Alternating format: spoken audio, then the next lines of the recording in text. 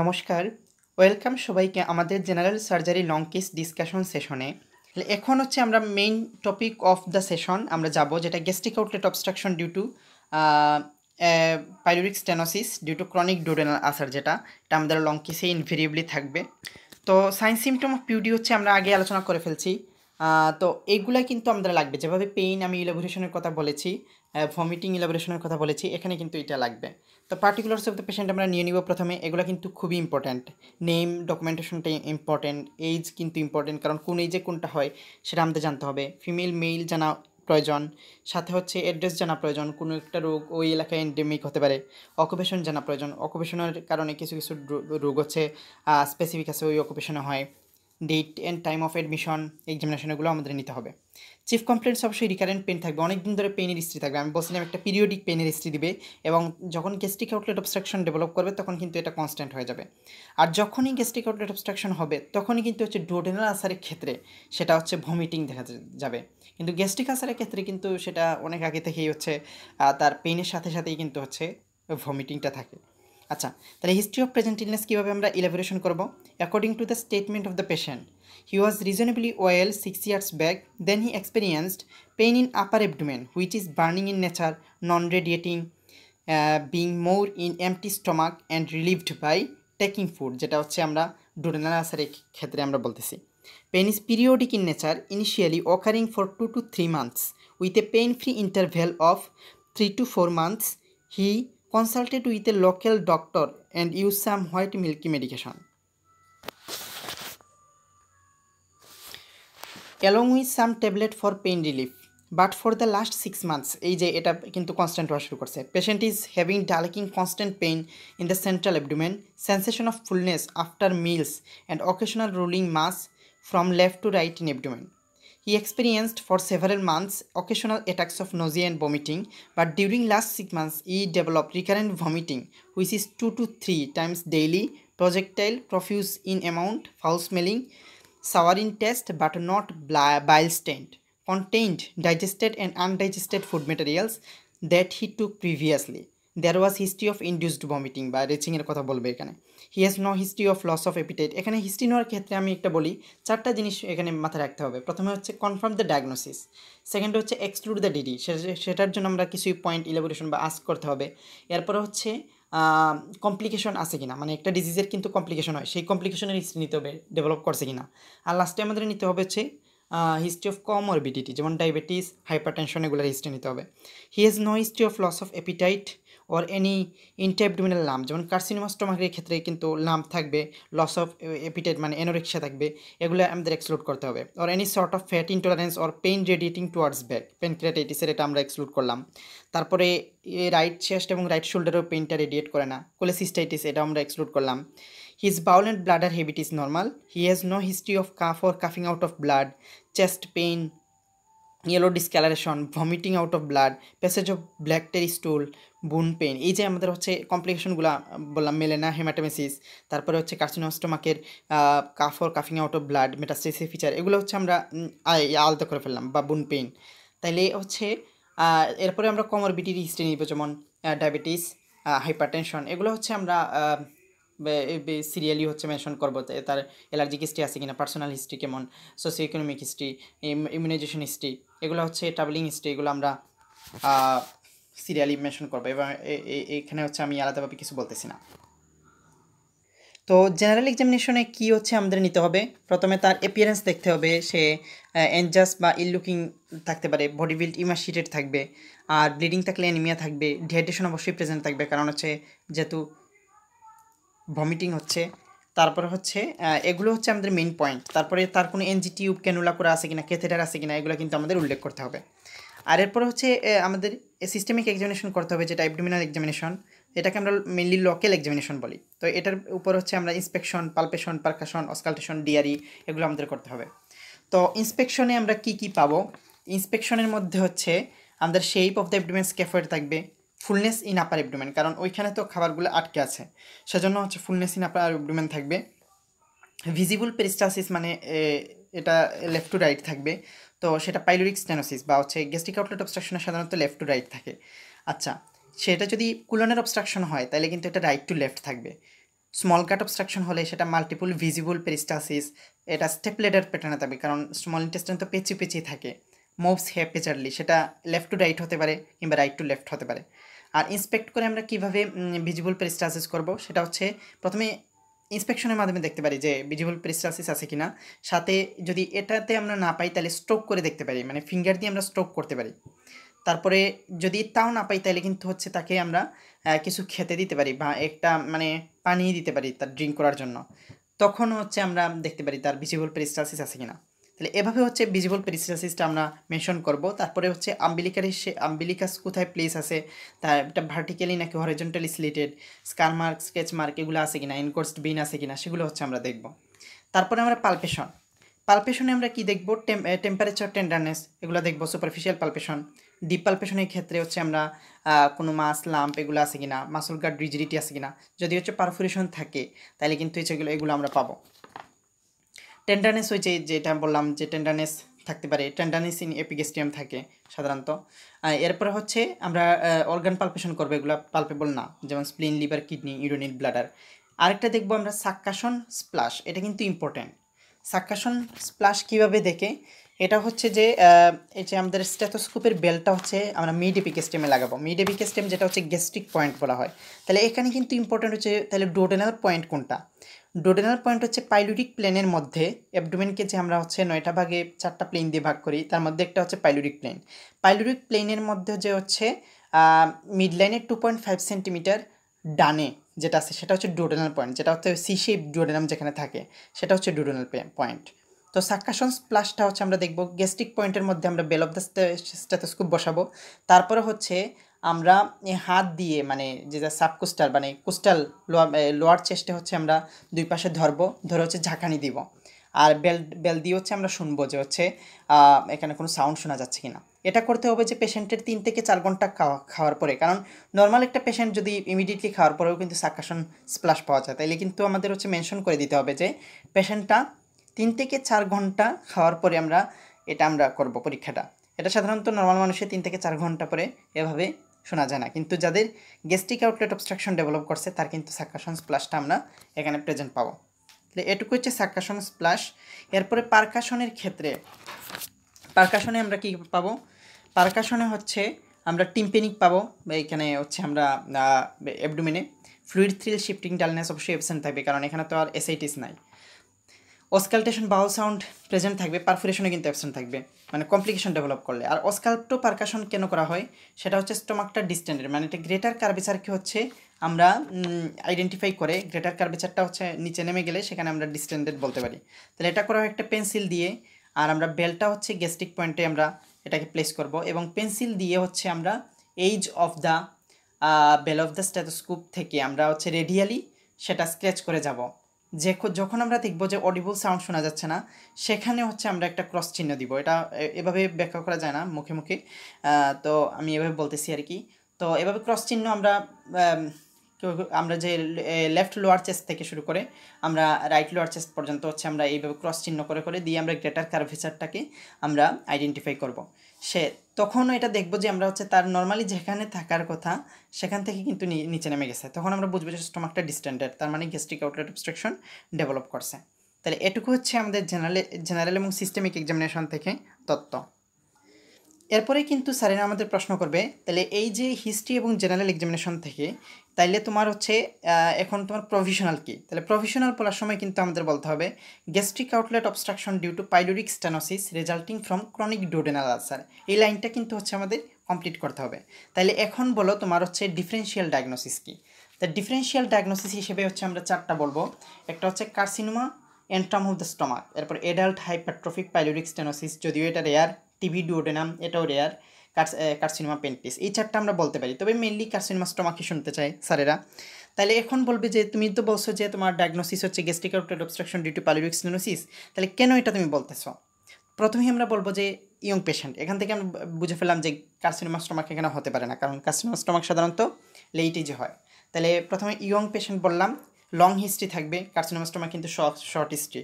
তারপরে এই যে আমরা পেইনের প্যাটার্নটা বলবো যে এইরকম প্যাটার্ন, প্রজেক্টাল ভমিটিং দিয়ে আমরা স্মল ইন্টেস্টাইন এটাকে এক্সক্লুড করে ফেললাম, ভিজিবল পেরিস্টালসিস সে ডাইরেকশনটা বললাম, সাক্কাশনস প্লাস প্রেজেন্ট এটা আমরা বললাম। অস্কাল্টো পারকাশনের কথা বলতে পারি, যদিও অস্কাল্টো পারকাশন তেমন করা হয় না, অবসলেট নাও, তারপরে এটা কিন্তু একটা ইম্পর্ট্যান্ট টুল হিসেবে ব্যবহৃত হতো। আর ডিফারেন্সিয়াল ডায়াগনোসিস হিসেবে আমরা কার্সিনোমা স্টমাক বললাম। এখন বলবে যে হচ্ছে কার্সিনোমা স্টমাক কেন বলতেছো ডিফারেন্সিয়াল হিসেবে, বলবো যে এটা ভমিটিং আফটার টেকিং মিলের হিস্ট্রি আছে। তারপরে পয়েন্ট এগেনস্ট কি, তার history of peptic ulcer disease ছিল। কার্সিনোমা স্টমাকে কিন্তু এরকম থাকতে পারে, বাট এত বেশি মানে কমন না আর কি। তার লং হিস্ট্রি, কার্সিনোমা স্টমাকে কিন্তু শর্ট হিস্ট্রি থাকে।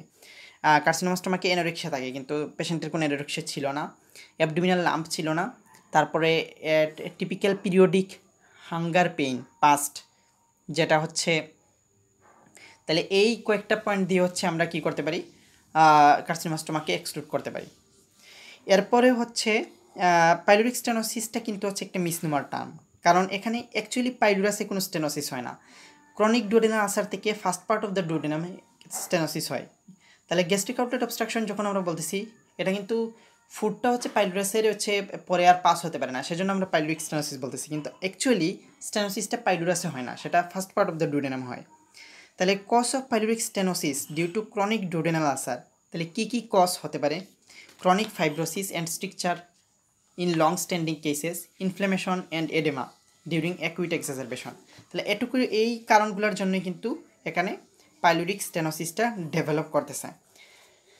তারপরে হচ্ছে আমরা এখানে যে পরের যে 4টা কোশ্চেন আছে, ইম্পর্টেন্স অফ স্টমাক প্রিপারেশন, তাছাড়া এটার নিচের যে বা এটা থেকে, তো এগুলো কিন্তু হচ্ছে আমাদের প্রশ্নগুলো আসবে হচ্ছে ট্রিটমেন্টের পরে। তাহলে এখন কোশ্চেন আসবে যে তুমি কি কি ইনভেস্টিগেশন করাতে চাও এইটা কনফার্মলি ডায়াগনোসিসের জন্য। তাহলে ইনভেস্টিগেশন আমরা 2 ধরনের হবে, একটা হচ্ছে ডায়াগনোসিস পারপাসের জন্য, আর একটা হচ্ছে ম্যানেজমেন্ট পারপাসের জন্য। তো ডায়াগনোসিসের জন্য আমরা প্রথমেই বলবো যে আমরা এন্ডোস্কোপি আপার জিআই আমরা করব। কি কি আমাদের অবজেক্টিভ থাকবে? পাইলোরিক স্টেনোসিস আছে কিনা সেটা দেখার জন্য, আর exclusion of the carcinoma stomach. যখন হচ্ছে আমরা এন্ডোস্কোপি করব তখন কিন্তু এখান থেকে বায়োপসি আমরা নিয়ে আসবো যাতে কার্সিনোমাটা এক্সক্লুড করতে পারি। সাথে হচ্ছে আমরা কি করতে পারি, বেরিয়াম মিল এক্সরে। এখানে কিন্তু হচ্ছে যে ডুওডেনাল ক্যাপটা এটা কিন্তু থাকবে না এখানে। Stomach is hugely dilated, lower down reach to the pelvic cavity, soft bubble appearance of stomach, multiple negative shadow থাকবে, no dye pass beyond the pylorus. তাহলে ডুওডেনাল ক্যাপে যে আমরা হচ্ছে ডাই দিয়ে duodenal cap, first part of the ডুওডেনামে যে duodenal cap পাই সেটা কিন্তু আমরা পাবো না। আচ্ছা, তাইলে এরপরে আমরা হচ্ছে ম্যানেজমেন্ট পারপাসের জন্য কী করতে পারি, যখন আমরা কনফার্ম হয়ে গেলাম এটা gastric outlet obstruction due to pyloric stenosis, তখন কিন্তু হচ্ছে আমাদের সার্জিক্যাল যেহেতু ভিউয়ে যেতে হবে, সেজন্য হচ্ছে আমাদের প্রথমে সার্জারির জন্য এই কিছু টেস্টগুলো করতে হবে। যেমন সিবিসি দিয়ে আমরা হচ্ছে যদি দেখি এনিমিয়া আছে তার কারেকশন আমাদের করতে হবে, সেরাম ইলেকট্রোলাইট দিয়ে আমরা হচ্ছে এগুলোর ব্যালেন্স রক্ষা করতে হবে, ইউরিনারেমি করব যে তার আউটপুটটা ঠিক আছে কিনা, সেরাম ক্রিয়েটিনিন করব, চেস্ট এক্সরে করবো, ইসিজি করবো, আর এইচবিএসএজি করবো। এটা এইচবিএসএজিটা মেনলি হচ্ছে ডাক্তারের সেফটির জন্য করা হয়, যে তার কোনো হচ্ছে যাতে হচ্ছে এটা ট্রান্সমিশন না হয় আর কি। তাহলে এটুকুই ছিল হচ্ছে আমাদের ইনভেস্টিগেশনে। এরপরে হচ্ছে আমরা ট্রিটমেন্টের প্রথমেই যেহেতু সার্জারি করতে হবে পেশেন্টের কনসেন্ট নিতে হবে, counselling and informed written consent from পেশেন্টকে জানিয়ে তারপরে তার কনসেন্ট নিতে হবে। আর এটা রিটেন কেন নিতে হবে, কারণ আমাদের মেডিকো লিগেল ইস্যুতে যে যদি হচ্ছে পরে কোনো কমপ্লিকেশন এরাইজ করে যাতে আমরা সেটাতে হচ্ছে ফেসে না যাই। Correction of deficiency factor, anaemia থাকলে তার ব্লাড দিতে হবে, তার নিউট্রিশনাল ইমব্যালেন্স থাকলে তার অ্যালবুমিন দেওয়া লাগবে যাতে হচ্ছে ব্লিডিং ওই রকমভাবে হচ্ছে তার কমপ্লিকেশন না হয়। ডিহাইড্রেশন থাকলে তাকে ফ্লুইড দিতে হবে, ইলেকট্রোলাইট ইমব্যালেন্স থাকতে পারে, থাকবেই, কারণ গ্যাস্ট্রিক আউটলেট অবস্ট্রাকশনে ভমিটিং থাকে। তার একটা কমন একটা কমপ্লিকেশন হচ্ছে hypochloraemic, hyponatraemic, hypokalaemic metabolic alkalosis with paradoxical aciduria. Sorry, তাহলে এটুকু হচ্ছে তার কিন্তু থাকবে। এটা আমরা যখন হচ্ছে কার্সিনোমা গ্যাস্ট্রিক পড়ব তখন এইটুকুর ব্যাখ্যা আমরা পাবো, কারণ এখানে হাইপোক্লোরিমিক কেন হচ্ছে, এখানে হাইড্রোক্লোরিক অ্যাসিডটা লস হয়ে যাচ্ছে, আর এদিকে হচ্ছে একটা করে বাইকার্বনেট ক্লোরিনের এগেনস্টে সেটা ব্লাডে অ্যাড হচ্ছে। তো এই ব্লাডে যেহেতু হচ্ছে বাইকার্বনেট অ্যাড হচ্ছে, সেখানে মেটাবলিক অ্যালকালোসিস দেখা যাবে। এই মেটাবলিক অ্যালকালোসিস বাইকার্বনেট যেহেতু অ্যাড হচ্ছে, সেটাকে নিউট্রালাইজেশনের জন্য ফ্রি ক্যালসিয়াম সেখানে যুক্ত হবে, সেজন্য এখানে হাইপোক্যালসিমিয়া দেখা যাবে। হাইপোক্যালসিমিয়ার ফিচার হচ্ছে টিটেনির ফিচার দেখা যাবে, ঠিক আছে। এরপরে হচ্ছে যেহেতু এখানে বাইকার্বনেট বেশি হচ্ছে, সে বাইকার্বনেট কোথায় হচ্ছে এক্সক্রিশন হবে, রেনাল টিউবুলের মধ্যে এক্সক্রিশন হবে। এই রেনাল টিউবুলে এক্সক্রিশন হওয়ার সময় তার কিন্তু হচ্ছে এক একটা বাইকার্বনেটের জন্য তার কি একটা কি হবে, তার পটাশিয়াম রিটেনশন হবে, ঠিক আছে। এখানে হচ্ছে যে কমপ্লিকেশনটা হয় সেটা আমরা হচ্ছে কার্সিনোমা গ্যাস্ট্রিক বা স্টোমাকে আমরা আলোচনা করব।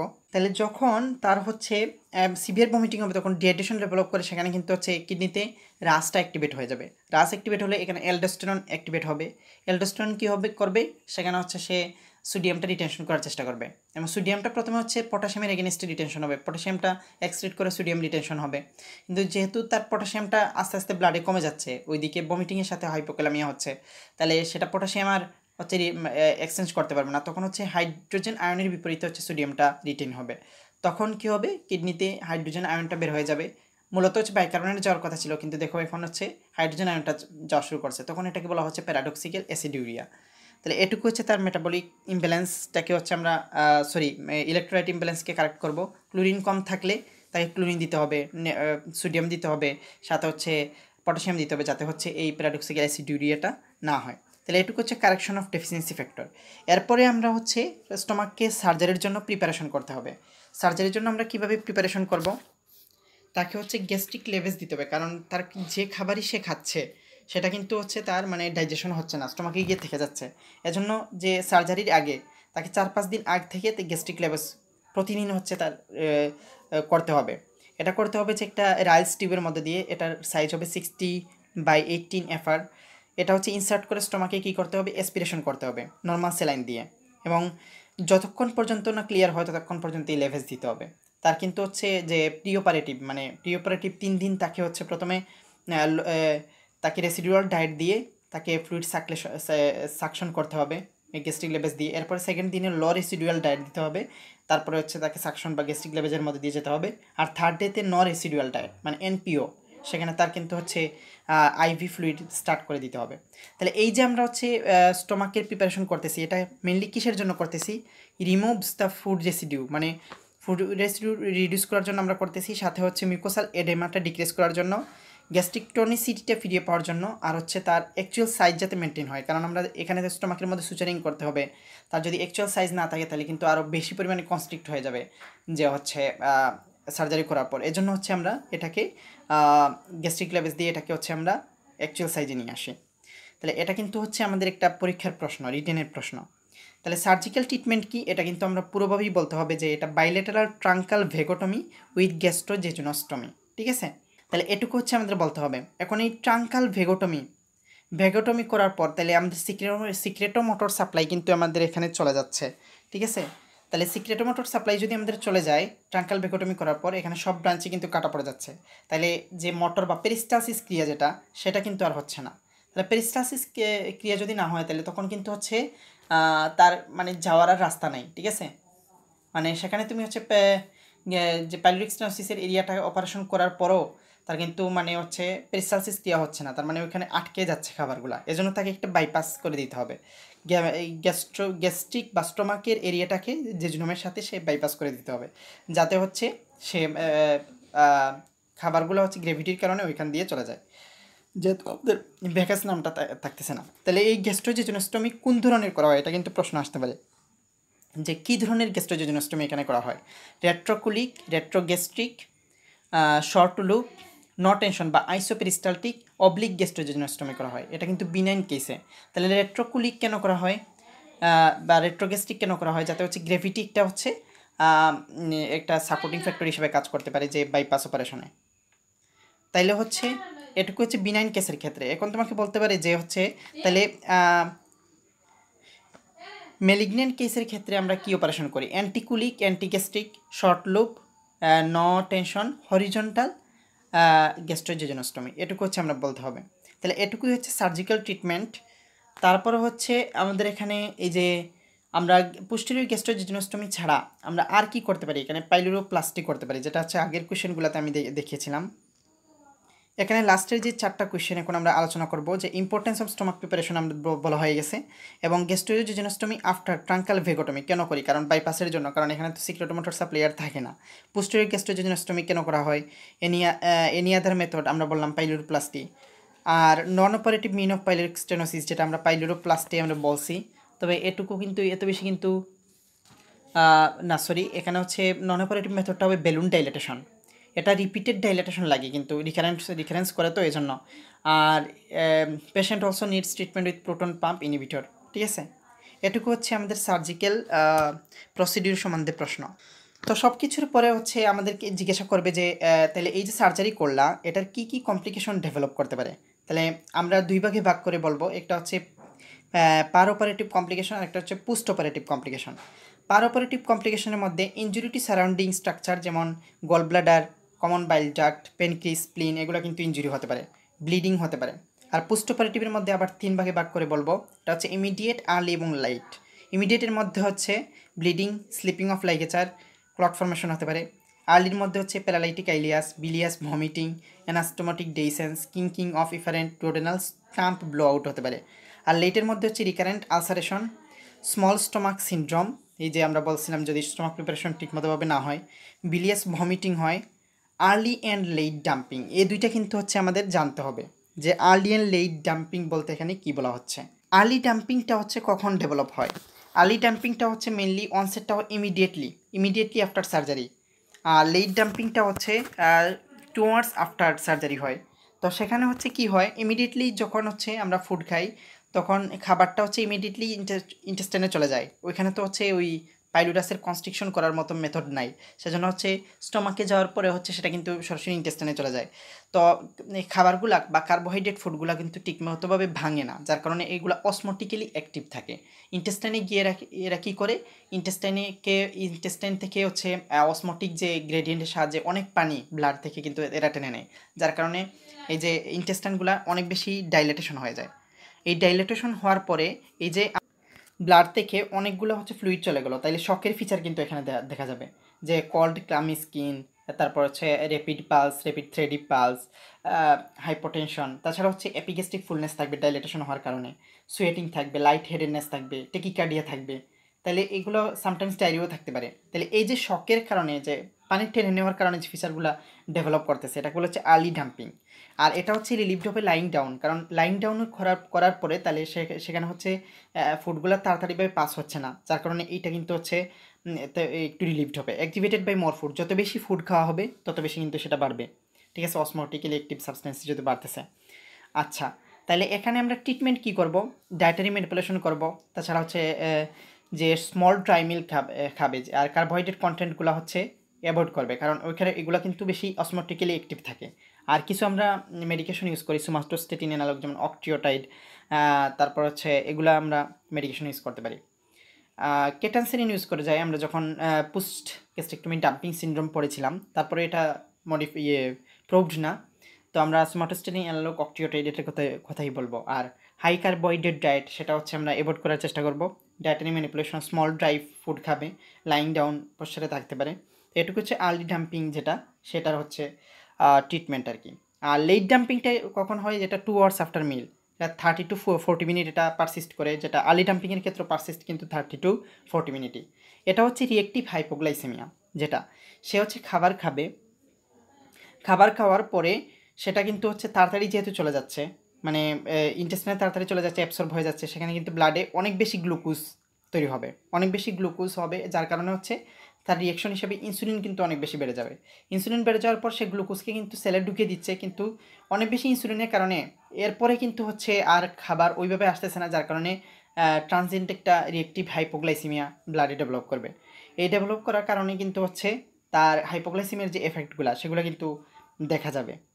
ঠিক আছে, আগেরটা কিন্তু শকের ফিচার ছিল, এখন হাইপোগ্লাইসেমির ফিচার তার দেখা যাবে।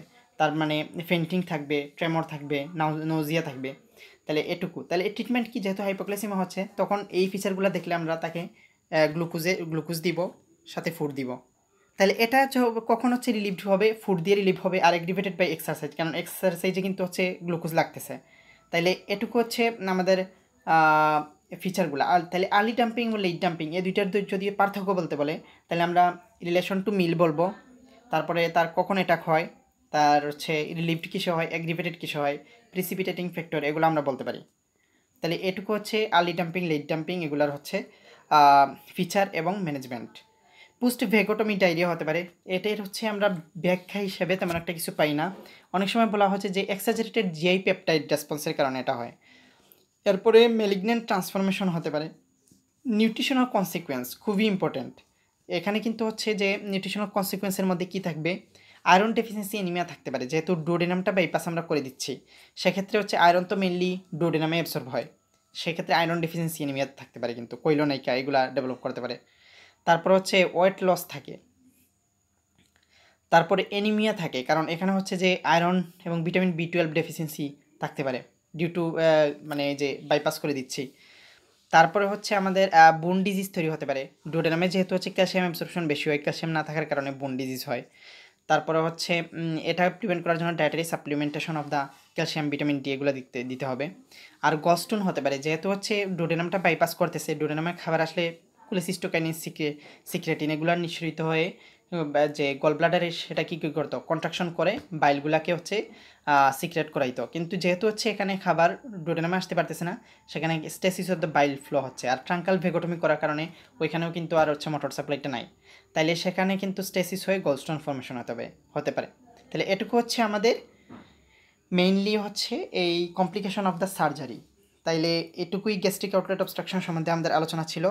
তো সবাইকে ধন্যবাদ, থ্যাংক ইউ সবাইকে ফর পেশেন্স।